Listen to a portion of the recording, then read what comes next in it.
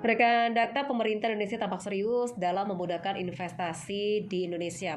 Tidak hanya itu, pemerintah juga memberikan insentif bagi investor yang turut serta dalam proyek pembangunan Ibu Kota Nusantara. Bambang Susantono selaku Kepala Badan Otorita IKN mengatakan pihaknya tengah menyiapkan regulasi berbagai insentif pajak untuk investor. Beberapa insentif yang dimaksud yakni berupa tax holiday, penghapusan pajak, super tax deduction atau pengurangan pajak.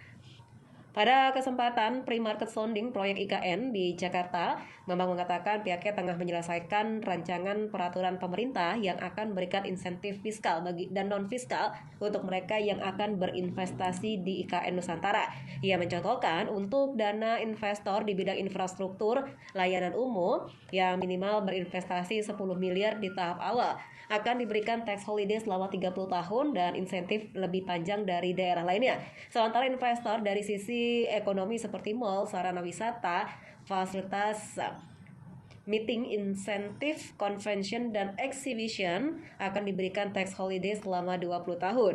Dan tidak itu saja, rekan data, dirinya juga mengatakan bagi investor yang bangun fasilitas penelitian dan pengembangan di bidang tertentu akan mendapatkan tax reduction sampai 350%.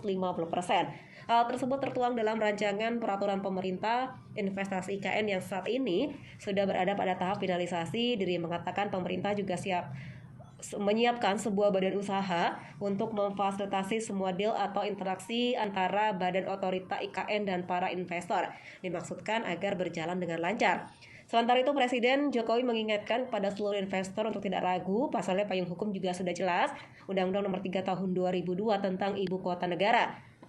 Jokowi mengatakan jika investor masih kurang soal insentif bisa melapor ke Menteri Investasi Kepala BKPM Bahlil Lahadalia. Wakil Kepala Badan Otorita IKN Doni Rahim mengatakan pemerintah akan memberikan insentif khusus bagi investor.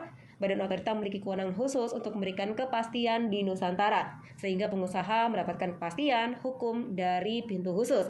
IKN merupakan wujud dari bangsa Indonesia di masa depan, simbol Indonesia Emas. Melalui IKN diharapkan dapat mendorong percepatan pemerataan di Indonesia sehingga Indonesia bisa menjadi magnet bagi perekonomian dunia.